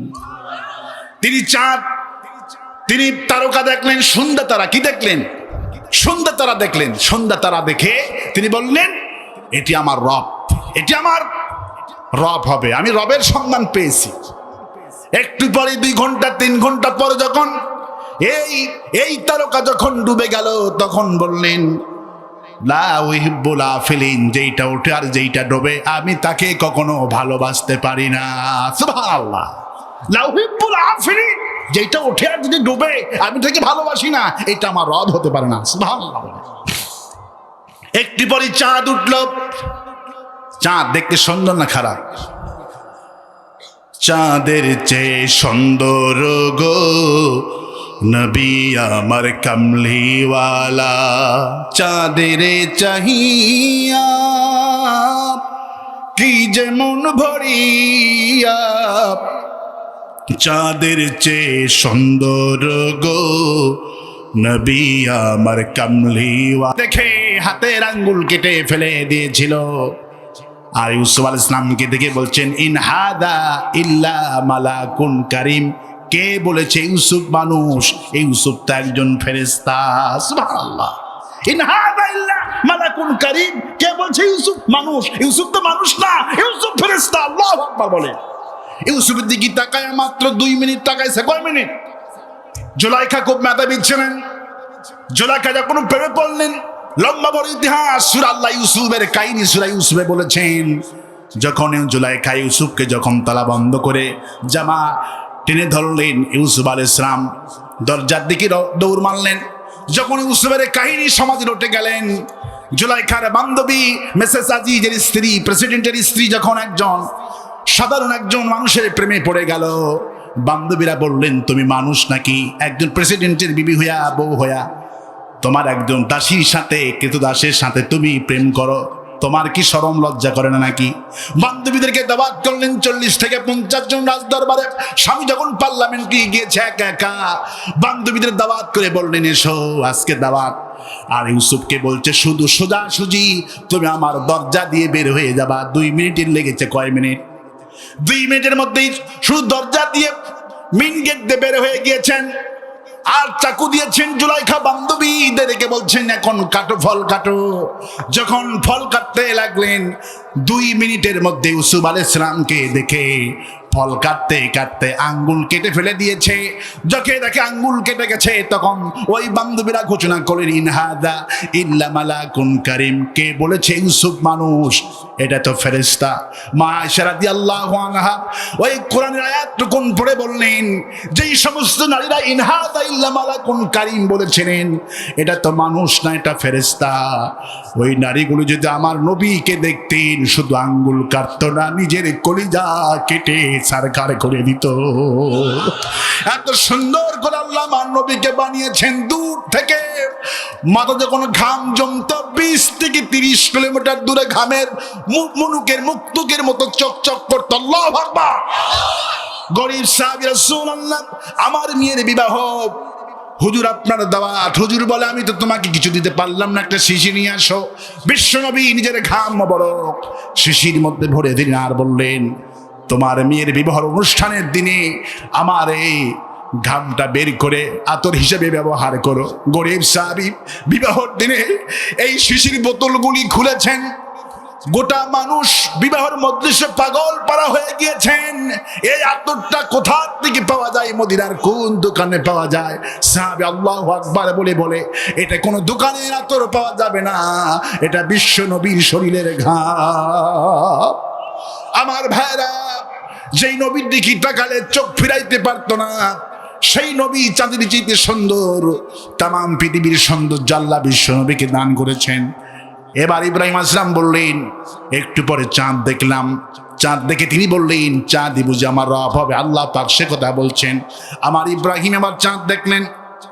চাঁদ দেখে বলেন ফালাম্মা রাআল কমারা বাজিগান قال هذا ربي فلما أفل قال لئن لم يهدني ربي لأكونن من القوم الضالين فلما رأى القمر তিনি এই চাঁদ থেকে বললেন এই চাঁদই আমার রব হবে। হাদা রব্বি, এটা আমার রব। একটু পরেই যখন চাঁদ ডুবে গেল তখন তিনি বলে হে আমার আল্লাহ, হে আমার রব, যেইটা উঠে আর যেইটা ডুবে এর আমার রব হতে পারে না। তুমি যদি আমাকে হিদায়াত না দাও, আমাকে যদি তুমি পথ না দেখাও, আল্লাহ যদি ধরা না দাও, তাহলে আমি আমার গোমরাহ কওমদের অন্তর্ভুক্ত হয়ে যাব। দেখছেন কি সুন্দর দোয়া? কওমি দাল্লিন, হে আল্লাহ আমার এই কওম গোমরাহ, আমার বাপ আমার দাদারা দেখছি মূর্তি পূজা করে, তুমি যদি আমাকে ধরা না দাও, আমি যে তোমার পরিচয় চাচ্ছি, আমি যে বারবার তোমাকে খুঁজতেছি, তুমি যদি আমাকে আমার সামনে ধরা না দাও, আমাকে পরিচয় না করে দাও, কওমি দাল্লিন, আমি গোমরাহ, আমার এই বাপ দাদা ধর্ম আমি অন্তর্ভুক্ত হয়ে যাব। আল্লাহ তুমি কোথায়? আমাকে ধরা দাও। সুবহানাল্লাহ বলে। আল্লাহ পাক সে কথাই বলছে আমার ইব্রাহিম আমার কাছে বারবার চেয়েছেন হিদায়াত। আল্লাহ তুমি কোথায়? আমি তোমাকে দেখতে চাই। রাত চলে গেল, সকালবেলা সূর্য উঠলো পূর্ব দিগন্ত থেকে লাল টকটকা, গোটা পৃথিবীকে উত্তপ্ত আলো দিচ্ছেন। আল্লাহ পাক বলেন সকালবেলা সূর্য থেকে আমার ইব্রাহিম ঘোষণা করলেন ফালাম্মা রাআশ শামসা বাজিগাতান قال هذا ربي هذا أكبر সুবহানাল্লাহ বলে هذا ربي هذا أكبر, এটি আমার রব এবং এটি আমার সবচেয়ে বড় রব। সুবহানাল্লাহ বলে। 10 ঘন্টা 12 ঘন্টা সূর্য থাকলেন, আবার যখন সকালবেলা সূর্যটা ডুবে গেল, সন্ধ্যা লেগে গেল, সূর্য যখন আবার ডুবে গেলেন, কত ঘন্টা 12 ঘন্টা পর যখন আবার সূর্য ডুবে গেল, এবার ইব্রাহিম আলাইহিস সালাম আবার সেই তারকা দেখলেন, সন্ধ্যা তারা দেখলেন, আবার চাঁদ উদিত হলো। আল্লাহ পাক বলেন এবার আমার ইব্রাহিম কি ঘোষণা করলেন শোনো। ইব্রাহিম এবার ঘোষণা করছেন ফালাম্মা আফালাত ক্বালা ইয়া কওমি ইন্নী বারিউম মিম্মা তুশরিকুন। হে আমার কম যেইটা উঠে আর যেইটা ডুবে এরা কখনো আমার রব হতেই পারে না।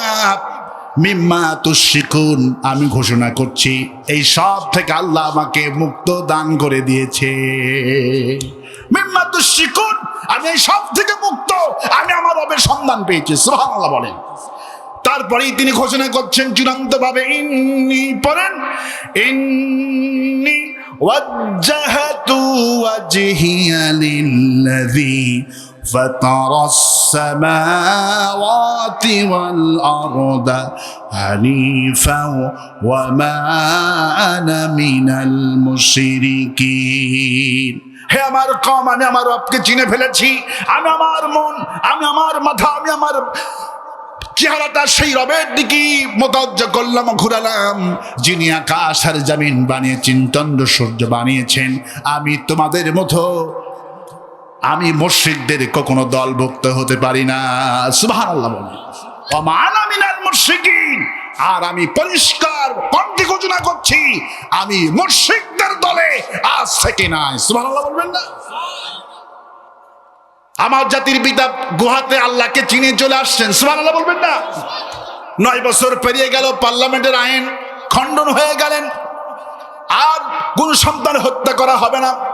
9 বছর পর্যন্ত বিশ্বনবী আব্বাস রাদিয়াল্লাহু আনহু বলেন গর্তের মধ্যে ছিলেন ইব্রাহিম আলাইহিস সালাম। 9 বছর পর তিনি গুহা থেকে বাড়িতে চলে আসলেন। কি সুন্দর চেহারা নবীদের। সুবহানাল্লাহ বলবেন। এবার সবাই বলছে বাবা আজকে চলো আমরা মেলায় যাব। কোথায় যাব? মেলা। এবার ইব্রাহিম আলাইহিস সালাম বলছেন বাবা চলো মূর্তিতে আজকে পূজা যেতেই হবে। ইব্রাহিম বলেন না, আমি কখনো যাব না। আল্লাহ পাক বলে আমার ইব্রাহিমকে বললাম ইব্রাহিম চলে যাও, দেখো তোমার বাপ চাচারা কাকে সেজদা করে একটু দেখে আসো। তো তুমি তো আমাকে চিনেই ফেলেছো। ইব্রাহিম চলে গেলেন। রাতের বেলায় মন্দিরের ভিতরে 70টা মূর্তি একটা মন্দিরের ভিতরে 70টা, সবার সামনে খাবার, দুধ, কলা, ঘি, মাখন, খাবার আছে না মূর্তির সামনে। ইব্রাহিম আলাইহিস চলে গেলেন, যে বলছেন আলা তাকুলুন, এগুলি খাও। ইব্রাহিম বলছেন আলা তাকুলুন, এগুলি খাও। আরে খাও, এগুলি খাও। মা লাকুম লা তানতিকুন, আরে খাও না, কথাও দেখি কও না। সুবহানাল্লাহ বলে। মা লাকুম লা তানতিকুন, আরে খাও না, কথাও দেখি কও না। ছেলেকে বলছেন আব্বু এদিকে এসো, ভাত খাও। ছেলে খায় না, কথাও কয় না। এখন কি দিবেন? কি দিবেন? মার কি দিবেন? এবার বলছেন মা লাকুম লা তানতিকুন, আরে খাও না, কথাও কও না। ফারাগ আলাইহিম দারবান বিল ইয়ামিন। আল্লাহ বলে আমার ইব্রাহিমের মেজাজটা খারাপ হয়ে গেল। হাতে ছিল কুড়াল। দারবিন বিল ইয়ামিন, ডানপন্থী। আল্লাহ ডানপন্থী আর বামপন্থীর পরিচয় আল্লাহ পাক করে দিয়েছেন। আসহাবুল ইয়ামিন আসহাবুশ শিমাল, ডানপন্থীরা জান্নাতে যাবে আর বামপন্থীরা যাবে জাহান্নামে।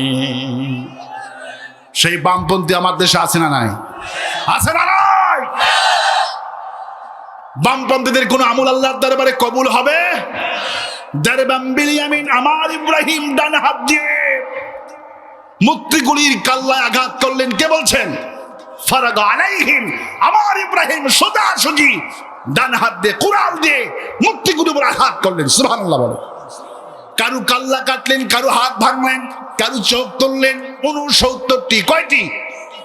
69টি। একা ইব্রাহিম, সাথে কোনো কর্মী আছে নাকি?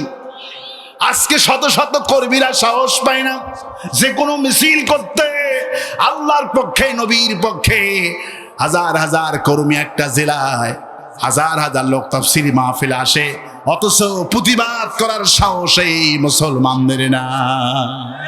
আর একা ইব্রাহিম মন্দিরে গিয়া 69টি মূর্তি এক হাতে দারবাল বিল ইয়ামিন, ডান হাতে সব আঘাত করেছে। সুবহানাল্লাহ বলে।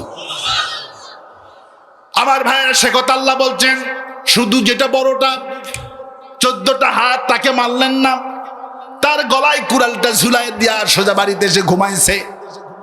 সকালবেলা পুলিশ প্রশাসনকে খবর করলো, মন্দিরের লোকেরা আমাদের মন্দির তো ভাঙচুর হয়ে গেছে। কি হয়ে গেছে? মন্দির তো শেষ, এগুলি কি করলো তদন্ত করা হোক। তদন্ত করতে করতে ধরা পড়ে গেল এই কাম একটা মাত্র ছেলে আছে, নাম হলো ইব্রাহিম, খুব সুন্দর চেহারা। এই ছেলেই মেলায় যায় না, এই ছেলেই বুঝি ভাঙতে পারে। এবার পুলিশ প্রশাসন তাকে ধরে নিয়ে আসলেন। সুবহানাল্লাহ। পুলিশ প্রশাসন তাকে ধরে নিয়ে আসলেন মূর্তির কাছে, এসে বলছেন, বাবা ইব্রাহিম, বয়স 25 বছর তখন, এগুলি কে ভেঙেছে বলো? ইব্রাহিম বলছে, ক্বালা বাল ফালুহু কাবীরুহুম, এই বড়টারে জিজ্ঞেস করো। সুবহানাল্লাহ বলবেন না? যেটা বড়, যার গলায় কুড়াল দেখতে পাচ্ছ না, এই সবগুলি এই কাম করছে। সুবহানাল্লাহ বলে। সবাই বলল, বেটা এই কি কথা বলতে পারে? এ ভাঙবে কেমনি? এর কি হাতে কোনো শক্তি আছে? ইব্রাহিম ইসলাম বলছেন, যে কথা বলতে পারে না, যার হাতে শক্তি নাই, তাহলে তার সামনে তোমার দাঁড়ায়া পূজা করো কেন? এগুলি সব ভুয়া। সুবহানাল্লাহ বলে। নবী করিম সাল্লাল্লাহু আলাইহি ওয়াসাল্লাম যখন মন্ত্রী হলেন, রাসূল রাষ্ট্রপতি, আজকে সুবহানাল্লাহ বলবেন না? আজকে রাসূলুল্লাহ প্রেসিডেন্ট, আজ রাসূলুল্লাহ ক্ষমতায়। সুবহানাল্লাহ বলে। একজন মুশরিক মসজিদ নববীতে দাঁড়ানো, বুখারী শরীফের হাদিস, বিশ্ব নবীর সামনে দেখা করবেন, সাথে দেখা করার জন্য এসেছেন। রাসূল দেখা করলেন, মুশরিকের হাতে ভাঙ্গা একটা মূর্তি। হুজুর বললেন, তোমার হাতে এটা কি? রাসূলুল্লাহ, মূর্তি। ভাঙ্গা কেন? বলে, রাসূল এই মূর্তির বয়স 400 বছর। কত বছর? এই মূর্তির বয়স 400 বছর ছিল। আমার বাপ, আমার দাদা, আমার কত গোষ্ঠীর লোকেরা যে পূজা করছে তার কোনো ঠিক ঠিকানা নাই। আমার বাপ আমাকে শিখিয়েছেন, বাবা বিপদ আপদ থেকে বাঁচার জন্য সব সময় এই খোদাকে সাথে রাখবি। আমার বাপ দাদার নিয়ম অনুযায়ী আমি আমার এই খোদাকে সব সময় সাথে নিয়ে যাই। আজকে খোদাকে নিয়ে আমার ব্যবসায়ী কাজে রওনা করছি, হঠাৎ করে রাস্তার মধ্যে আমার পেশাব পায়খানার ব্যাগ দেখা দিল। আমি তখন খোদাকে নিয়ে চিন্তা করলাম, এই অপবিত্র জায়গায় খোদাকে নিয়ে যাওয়া তো কিছুতে ঠিক হবে না। খোদাকে আমি একটা গাছের নিচে রেখে আমি গেলাম কাম সারতে। কাম সেরে এসে দেখি খোদার মুখ থেকে পানি বের হচ্ছে। চিন্তা করলাম, খোদার মুখ থেকে পানি বের হচ্ছে, নিঃসন্দেহে রহমত এবং বরকতের পানি হবে। আমি বরকত পাওয়ার জন্য খোদার মুখে আমার জিহ্বা লাগাই দিয়া চাটা শুরু করলাম। আমার খোদার পানি যখন আমার পেটে গিয়েছে, যাওয়া মাত্রই আমার কলিজা, আমার লিভার, আমার পেট দাউ দাউ করে জ্বালা শুরু হলো, আর মুখের মধ্যে বিশ্রী গন্ধ শুরু হলো। চিন্তা করলাম, কেরে খোদার মুখের বরকতের পানি আমার পেট জ্বলবে কেন? আমার মুখে গন্ধ হবে কেন? ব্যাপার কি? আমি এদিক সেদিক তাকাতে লাগলাম, দেখি গাছের আড়ালে বিশাল বড় একটা কুত্তা দাঁড়ানো, তার পেছনে পানি টপকাচ্ছে। তখন আমি বুঝতে পেরেছি এটা খোদা না একটা হুদা। আসার মেরে ভেঙে বলেছি, তুই কুত্তার পেশাব থেকে নিজেকে রক্ষা করতে পারিস না, আমাকে রক্ষা করবি কি করে? আমার বাপ 14 গোষ্ঠী তোকে রেখে ভুল করেছে, আমিও ভুল করতে চাই না, তোর হাত দিয়ে গুঁড়ে করে দিব। নবী করিম সাল্লাল্লাহু আলাইহি ওয়াসাল্লাম শুনেন দন্ত মোবারক বিকশিত হয়েছিলেন। হুজুর বলছেন, বলো তোমার মতলব বলো, মতলব কি? রাসূলুল্লাহ আমার মতলব তো বুঝতেই পেরেছেন, আমি এসেছি মুসলমান হব, আসল আল্লাহর সন্ধান আমি পেয়েছি, আমার আসল সন্ধান দেন। নবী থেকে বলেন, লা ইলাহা ইল্লাল্লাহু মুহাম্মাদুর রাসূলুল্লাহ। তিনি মুসলমান হয়ে গেলেন। আর এইদিকে ইব্রাহিম আলাইহিস সালাম মুক্তি ভাঙার অপরাধে নমরুদ বাহাদুরের কাছে চলে গেলেন। খবর নমরুদ শুনেই বললেন, সভাসদ বর্গ আজকে সব আহ্বান করো। 851 জন পার্লামেন্ট সদস্য ছিল। নমরুদের পার্লামেন্টের সদস্য ছিলেন 851 জন। আল্লাহ পাক সূরা আম্বিয়াতে এখন সেই ঘটনা বলতেছেন। সুবহানাল্লাহ বলবেন না? আমার জাতির পিতার সাথে নমরুদের পার্লামেন্ট কি আচরণ করেছে আল্লাহ সুবহানাহু ওয়া তাআলা, সেই নমরুদের পার্লামেন্টের কথা এখন আল্লাহ সূরা আম্বিয়াতে কি সুন্দর করে বলছেন। আমার ইব্রাহিম আলাইহিস সালাম, একা ইব্রাহিম মূর্তি ভাঙলো 69টি। কয়টি? 69টি মূর্তি ভাঙলেন। এবার নমরুদ পার্লামেন্টে বসে গেলেন। নমরুদ পার্লামেন্টে বসে 851 জন এমপি সিদ্ধান্ত নিল কি করা যায়। এবার সে 851 জন এমপি মন্ত্রী আর নমরুদ বেটা মিলে কি সিদ্ধান্ত নিয়েছে, আল্লাহ পাক সেই সিদ্ধান্তর কথা এখন কোরআন শরীফে বলছেন, ক্বালু হাররিকুহু ওয়ানসুরু আলিহাতাকুম ইন কুনতুম ফাইলিন। ক্বালু হাররিকুহু, ইব্রাহিমকে পুড়িয়ে মারতে হবে। এটা কার আইন? নমরুদের পার্লামেন্টের কার আইন? আপনারা কি ভয় পাচ্ছেন? আপনার আমি কি শেষ করে দিব? তাহলে আমার সাথে পুরুষের মতো বসে থাকলে চলবে না, জবাব দিতে হবে। এটা কার আইন? নমরুদের পার্লামেন্টের কার আইন? আল্লাহ এই জন্য সেই ইতিহাস তুললেন, কারণ পার্লামেন্টে ইব্রাহিমকে একাই পুরানো আইন পার্লামেন্টে পাশ করবে না। যুগে যুগে ইব্রাহিমের উত্তরসূরিদেরকে ও পার্লামেন্টরা পড়ার ফাঁসি দেওয়ার আইন পাশ করবে। কি চমৎকার ঘটনা আল্লাহ পাক বলছেন কোরআনে। এখন শুধু কোরআন শরীফ তাবিজের কিতাব বানাইছি, শুধু খতমের জন্য বানাইছি, আর সেই কোরআন নমরুদের ইতিহাস আল্লাহ পাক জাতির সামনে তুলে ধরেছেন। ওয়ান্তুম তাতলুনাল কিতাব, আল্লাহ পাক আফসোস করে বলছেন, ও আলেমেরা তোমরা কোরআন শরীফ তেলাওয়াত করো। ওয়ালা তালবিসুল হক্কা বিল বাতিল, তোমরা কোরআনের তাফসীর করো জেনে বুঝে। দুনিয়ার মন্ত্রী পাওয়ার জন্য একটু টাকা পাবা, ফাউন্ডেশনের চেয়ারম্যান হবা, একটু বড় কিছু পাবা বলে ওয়ালা তালবিসুল হক্কা বিল বাতিল, তোমরা জেনে বুঝে সত্যকে গোপন করে মিথ্যার আশ্রয় গ্রহণ করো। এমন হুজুর আমার দেশে আছে না নাই?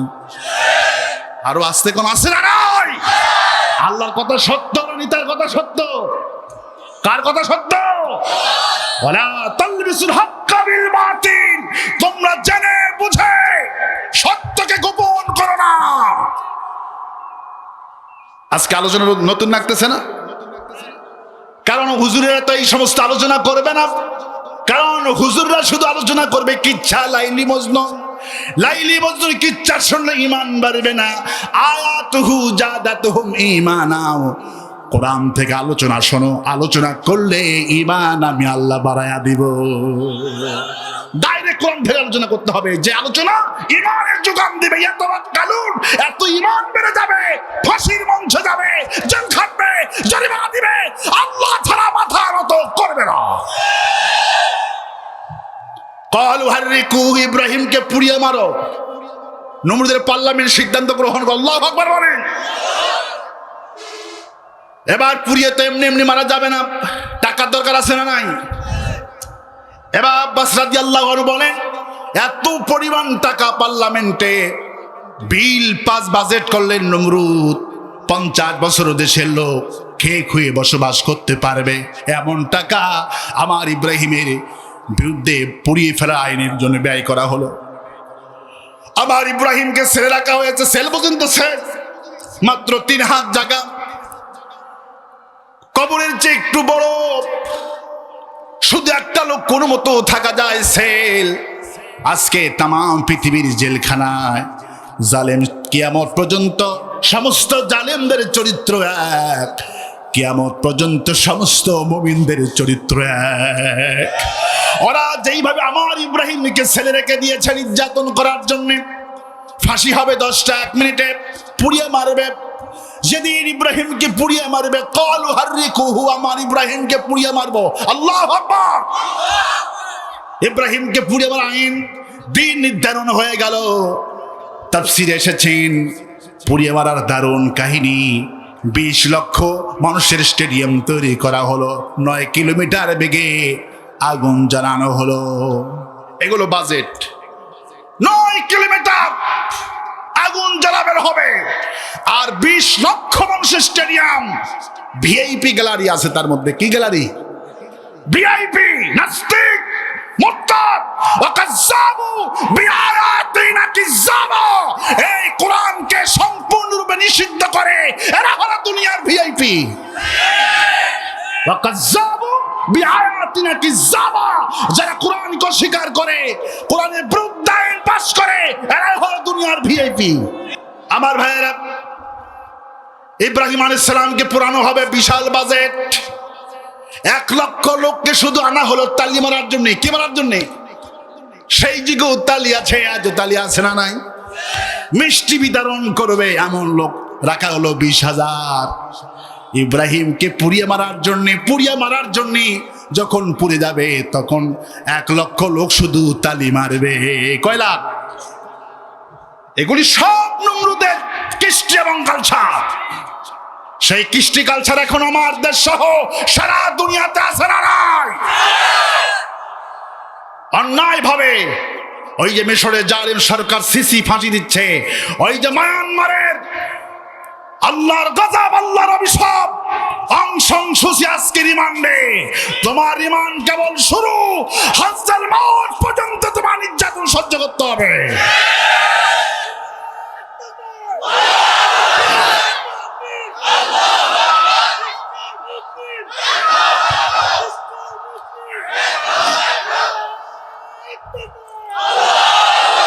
আমার ভাইয়েরা, 20 লক্ষ লোকের গ্যালারি তৈরি করা হলো। চিন্তা করছে নবী করিম সাল্লাল্লাহু আলাইহি ওয়াসাল্লাম যেদিন বিজয় হাজের ভাষণ দেন, আজ নমরুদের সময় কিন্তু পৃথিবীতে লোক ছিল গোটা পৃথিবী মিলে 1-2 কোটি লোক হওয়া কঠিন। বঙ্গবন্ধুর ভাষণে শুনেছি 1971 সালে এই দেশে লোক ছিল 7 কোটি, ঠিক কিনা বল? এখন লোক হলো 20 কোটি। কত কোটি? তাহলে আজ থেকে 4,500 বছর আগের হিসাব করেন পৃথিবীতে কয়টা লোক ছিল? আর সেই যুগে 20 লক্ষ লোকের স্টেডিয়াম তৈরি করছে, 7 কিলোমিটার আগুন জ্বালাছে। কত টাকার দরকার? সুবহানাল্লাহ বলবেন না? এবার ইব্রাহিম কানা হচ্ছে। সংক্ষিপ্ত আমি বোঝানোর জন্য বলছি, কারণ কোরআন থেকে আলোচনা করার জন্য এখানে এসেছি। ইমানদার হতে হবে, নবীর পক্ষে থাকতে হবে, নবীদের প্রতি ঈমান আনার জন্য আল্লাহ পাক অর্ডার করেছেন। এগুলি সব কোরআনের কথা। কারো বাবার কিচ্ছা বললে ঈমান বাড়বে না, নবীদের কিচ্ছা, সাহাবীদের কিচ্ছা শুনলে ডাইরেক্ট ঈমান বেড়ে যায়। 10টা 1 মিনিটে ফাঁসি হবে। ইব্রাহিম কানা হচ্ছে। আল্লাহু আকবার বলেন। সেল থেকে বের করা হয়েছে, পুলিশ সমস্ত বাহিনী থেকে বের করতেছেন। আজকে তো সব দলের লোক আমার দেশে আছে, বাপ না হয় মা, ভাই না হয় কেউ পক্ষে আছে। আল্লাহ পাক বলে আমার ইব্রাহিমের পক্ষে আমি আল্লাহ ছাড়া কোনো লোক নাই। গোটা জাতি, গোটা পার্লামেন্ট, গোটা জাতি উল্লাস করার জন্য 20 লক্ষ মানুষ পুরানো দৃশ্য দেখবে। আল্লাহ পাক বলেন আমার ইব্রাহিম সিল থেকে বের করানো হচ্ছে। চতুর্দিকে ফেরেশতা নাজিল হয়েছেন, ফেরেশতারা চতুর্দিকে এসেছেন। দেখে কিছু ব্যাঙ বারবার পানি মারছে আগুনের দিকে। ফেরেশতা জিজ্ঞেস করে, ও ব্যাঙ পানি কই মারো? ব্যাঙ বলে আমি, আমার সামান্য পানি আছে, আমি আমার বন্ধু ইব্রাহিম আগুনে জ্বলবে কিছুক্ষণের মধ্যে, আমার বন্ধুর আগুন আমি আমার পানি দিয়ে লিভাইয়া দিব। ফেরেশতা বলে, ও ব্যাঙ তোমার তো সামান্য পানি 2 হাত 3 হাতের উপরে যাবে না, তোমার এই পানি 7 কিলোমিটার দূরে কিভাবে অগ্নিকুণ্ডের মধ্যে প্রবেশ করবে? ব্যাঙ জবাব দেয়, ও ভাই ফেরেশতা আমি জানি আমার এই পানি 2 হাতের উপর যাবে না, তারপরে আমার মওলা দেখুক আমি ইব্রাহিমের পক্ষে আছি। আল্লাহ আপনার সাধনার চেষ্টাটা দেখবেন। আপনি ভোট 2টা পান তাতে কোনো আসে যায় না। আপনি কাকে সমর্থন দিচ্ছেন? ইয়াউমা নাদু কুল্লা উনাসিম বিইমামিহিম, যাকে নেতা বানাবেন কিয়ামতের দিন সেই নেতার পেছনে হাজি আল্লাহ আপনাকে হাসর নাসর করে দিবে। ইয়াউমা নাদু কুল্লা উনাসিম বিইমামিহিম, যাকে নেতা বানাবেন কিয়ামতের দিন ঠিক তার সাথে হাসর হবে। কি বলছেন? আর একটা প্রাণীর নাম হলো লাইচুসা, কাকলাস বলে। সিরাজগঞ্জে কাকলাস বলে, এখানে কি বলে? ওই যে খড়িনে দৌড় মার যে কাকলাস। কাকলাস এই প্রাণী, এই প্রাণী খড়িনে দৌড় মারছেন। ফেরেশতা জিজ্ঞেস করছেন, খড়িনে কোথায় যাও? বলে খড়িনে দৌড় মারছি ইব্রাহিমের আগুনে তেজ বৃদ্ধি করার জন্য। ফেরেশতা বলে তোমার এই খড়ি আগুন পর্যন্ত পৌঁছতে পারবে না। নমরুদ হাজার হাজার খড়ির আয়োজন করেছে। এবার কাকলাস বলে আমি জানি আমার এই খড়ি আগুন পর্যন্ত পৌঁছতে পারবো না, তারপরে ইবলিস বেটা দেখুক আমি নমরুদের পক্ষে আছি। বিশ্বনবী মুহাম্মদ রাসূলুল্লাহ সাল্লাল্লাহু আলাইহি ওয়াসাল্লাম শোনা মাত্রই জিবরাইল আমিন যখন এই ব্যাঙ আর কাকলাসের কাহিনী শুনালেন, হুজুর তখন বললেন কোন মানুষ যদি নবীর দুশমন কাকলাসকে একটা বাড়ি দিয়ে হত্যা করতে পারে, আল্লাহ তার জীবনের সগীরা গুনাহ মাফ করে দিয়ে দিবে। এই জন্য কে নবীর পক্ষে ব্যাঙ থাকার কারণে ব্যাঙের সম্মান কম না বেশি?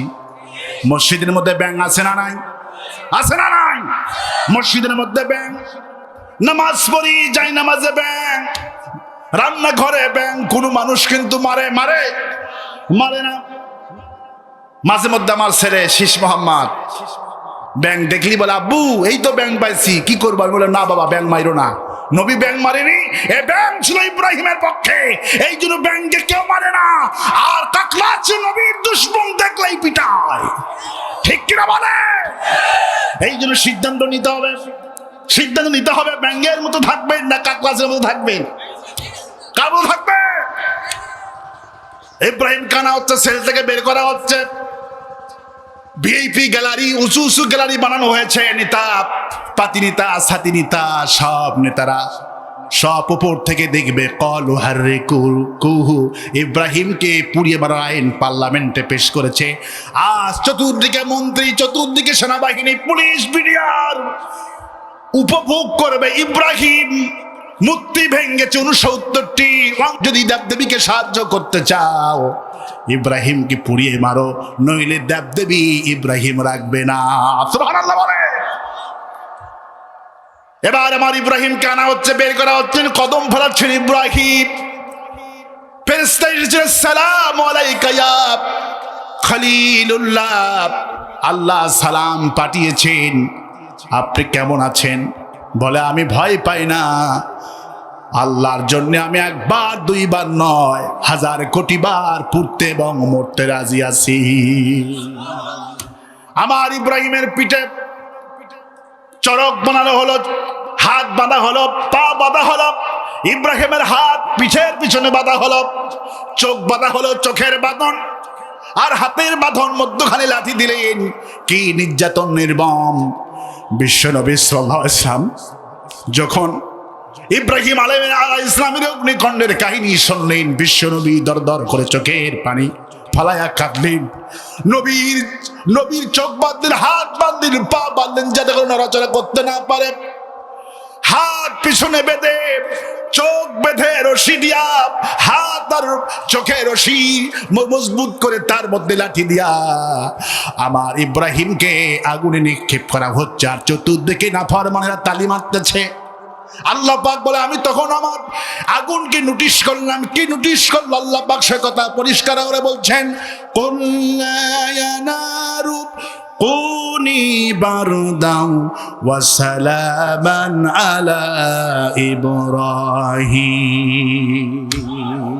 ও আগুন, সালামান আলা ইব্রাহিম, আমার জাতির পিতাকে আমার ইব্রাহিম মুক্তি ভাঙার অপরাধে, তৌহিদের পক্ষে থাকার অপরাধে, কুল হুয়াল্লাহু আহাদ, এক আল্লাহর গোলামি করার অপরাধে আমার জাতির পিতাকে আজকে নমরুদের পার্লামেন্ট কলু হাররিকুহু, আমার ইব্রাহিমের বিরুদ্ধে গোটা পার্লামেন্ট আইন পাশ করে পুরানোর ব্যবস্থা করেছে। সালামান আলা ইব্রাহিম, হে আগুন আমার ইব্রাহিমের হাত বাঁধা, আমার ইব্রাহিমের পা বাঁধা, আমার ইব্রাহিমের চোখ বাঁধা।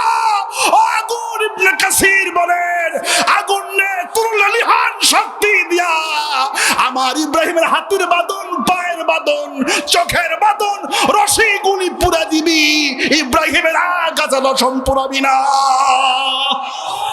আব্বাস রাদিয়াল্লাহু আনহু বলেন আগুনের মধ্যে ফেলে দেওয়ার সঙ্গে সঙ্গে আগুন তার শক্তি দিয়া হাতের বাঁধন, চোখের বাঁধন, পায়ের বাঁধন সব পুরে ছারখার করলো। ইব্রাহিমের এক গাছা পশম পড়ল না।